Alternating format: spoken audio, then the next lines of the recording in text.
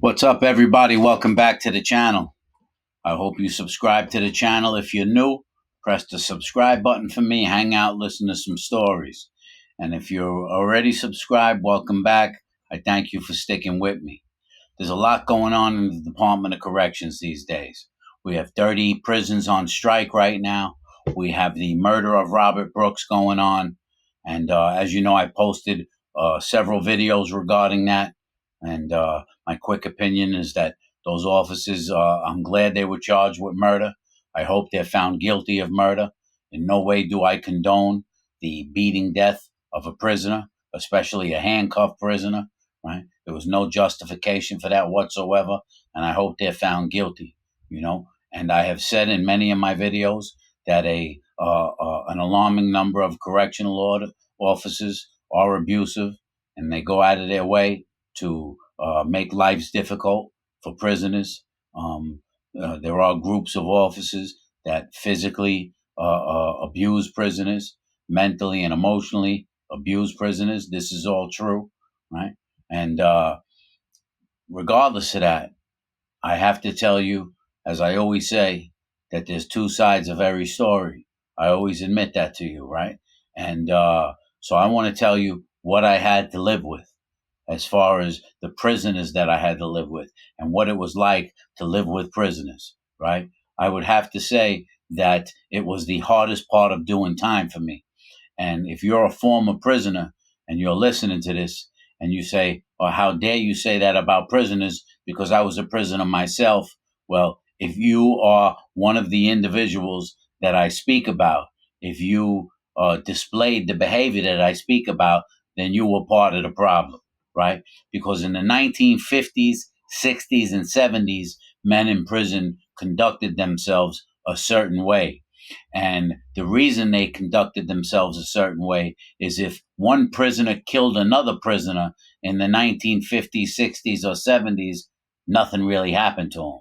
Prisoners used to kill each other a lot in those generations back then, and there were no repercussions. But then what happened was it became so prevalent in the prison system that if you now killed someone in the prison system, you would get 20 years added to your sentence. And what was the result of that? It made many prisoners act like fools because they knew the chance of something happening to them diminished greatly. They knew they could get away with being stupid. They knew they could get away with being idiots. They knew they could get away with disrespecting other prisoners, right? And because the prisoner that came after them would get charged criminally. You follow what I'm saying? So the prison system went downhill in that aspect. And then the crack epidemic came in the 1980s, and prison got filled with a bunch of crackheads, right? And if they weren't crackheads, they had a crackhead mentality. So the hardest part of me doing prison time were not the officers. It was the prisoners that I had to live with. See, you can make your way around the officers. All you have to do is have half a brain.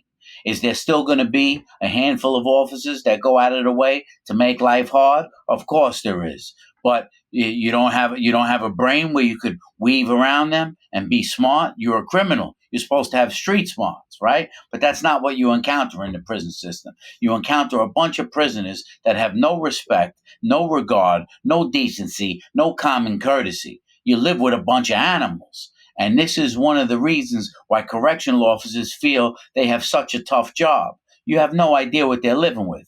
They're living with men that never worked a single day in their life. Men that live to take advantage of every single person they meet. Men that blame everybody. They blame the judge, they blame the DA, they blame the lawyer, they blame the district attorney, they blame the cop that arrested them. They blame their family, they blame the upbringing. They blame everyone in the world and accept no personal responsibility. They never look in the mirror and say, it's my fault for being in these circumstances. And then the correctional officer has to deal with this ignorance. They're dealing with guys who come off of the street and come into prison, and their mentality has not changed at all. The most important thing to a lot of these prisoners is playing basketball when their parole board is coming up. Is looking at pornographic magazines when they have an appeal to do. Is getting some weed in through the visit room and smoking weed instead of working on their case. right? They were so idiotic, such imbeciles, that living with the prisoners was so hard. They brought most of the drama upon us. Because when they would act stupid, these prisoners, the correctional officer would take it out on everyone. He wouldn't just single out the guy a lot of times. The whole prison population would get punished, right? If a guy wanted to smoke a joint, if I wanted to smoke a joint, I would know how to do it quietly without smelling up the whole area, right? And go in the corner of my cell, make a little device to hide the smoke, put a little fan into the vent. Not these guys. These guys smoke a joint and blow up the whole area. The whole company smells like pot. Then the next morning they wonder why the whole company is getting urine tests. And guys are going to solitary confinement for smoking weed because this one jerk off 5 cells away doesn't care, right? He doesn't know how to do time, you know?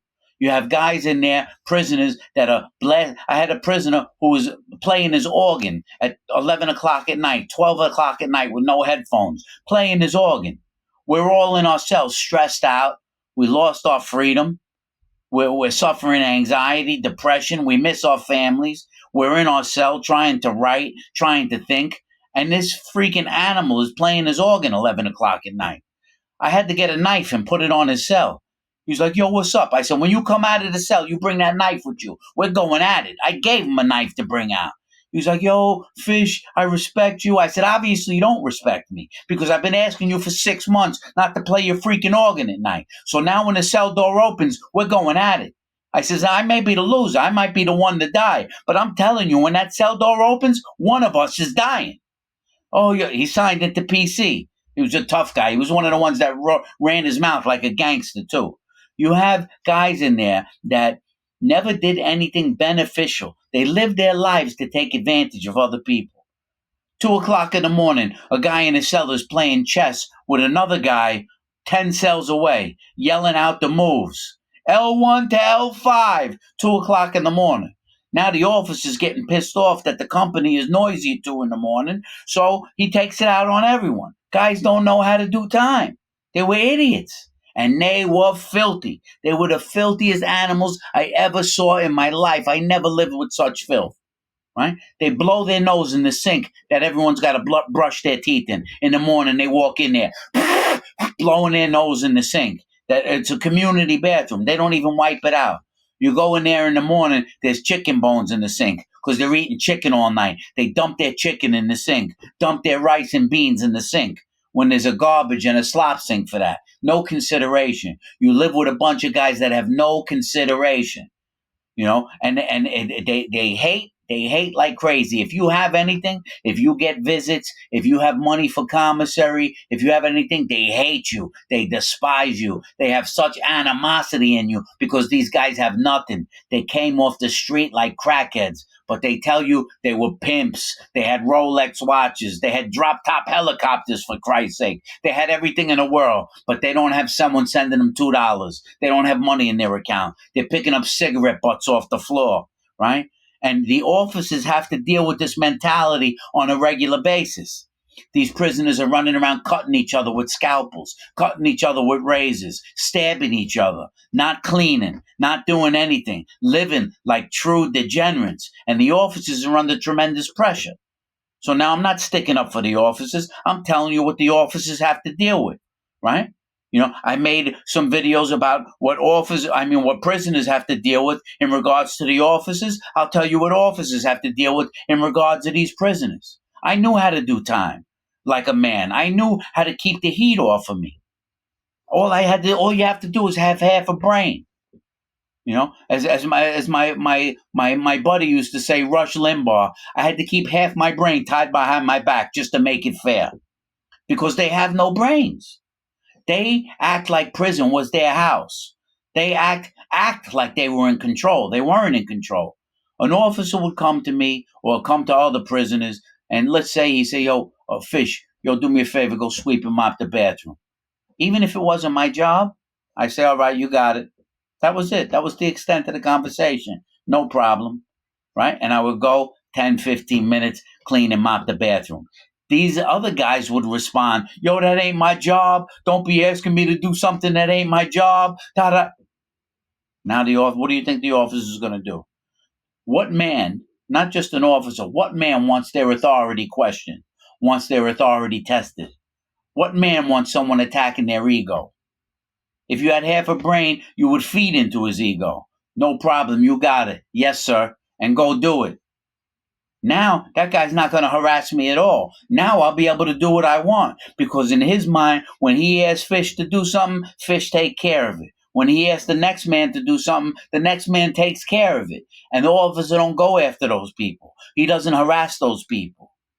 But then you have the guy in there that says, I'm not doing that. That ain't my job. And then 2 days later, he's in for a urine test and his cell's getting searched. And he's so stupid. He's like, yo, what you harassing me for? Idiots. Idiots, man. I'm telling you that it is an insane place to live. Officers are saying they need more staff. That's why they're striking. I could see them needing more staff. I could see that because of what they have to deal with. They say that they want the use of solitary confinement back because right now there's something called the HALT Act, which means they halted solitary confinement, and the most someone could be put in solitary confinement is 14 days. And the correctional officers don't feel that's enough because after 14 days, the prisoner gets out and does the same behavior, right? So they want more extensive use of solitary confinement. This is one of the things that they're asking for, right? I can understand them needing solitary confinement because half of these guys don't know how to function in the population. And solitary confinement for me was torture. I was in there more than once. I was losing my mind in there. Right. So I think that the system does abuse solitary confinement in some shape, form, or fashion. To give you an example, I was put in solitary confinement once for throwing one punch at someone. Right. And when I threw that punch, it was someone who was putting me in a position where I really had no choice. Right. But they don't care. They put me in solitary confinement. That's an abuse of solitary confinement, I believe. Solitary confinement should be used for guys who are really a danger to the population. But I have the answer to that. And my answer is that they should bring solitary confinement back, but I don't think that they should have doors on solitary confinement where the door shuts and the prisoner is completely isolated, because that could really hurt someone mentally and emotionally. They should have bars. Just like a regular cell, have a section where they put those prisoners that are in solitary, but there's bars there. Right? This way, the person doesn't feel so trapped and doesn't have such an emotional breakdown, but he's still segregated from the population. I think guys in solitary should be able to have commissary. This way they can still eat and get nourishment and have food and some personal items. They're still segregated from the population. They're still not allowed out of their cell. They have been placed in solitary, but give them a few things and don't make them so isolated so it's not torture. This is one thing that the system can work on, right? And the officers will still be able to remove them from the population so they're not a threat to them and to the population, right? And I also don't think they should use solitary for things that are nonviolent, right? They could use long-term keep lock, right? The solitary should be used for people who are a true danger to the population.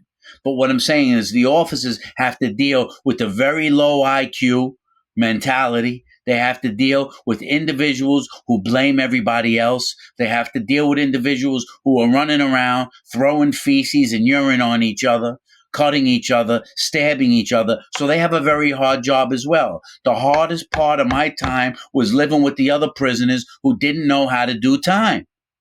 They didn't know how to carry themselves. And the reason was they thought they could just live with any type of behavior with no repercussions.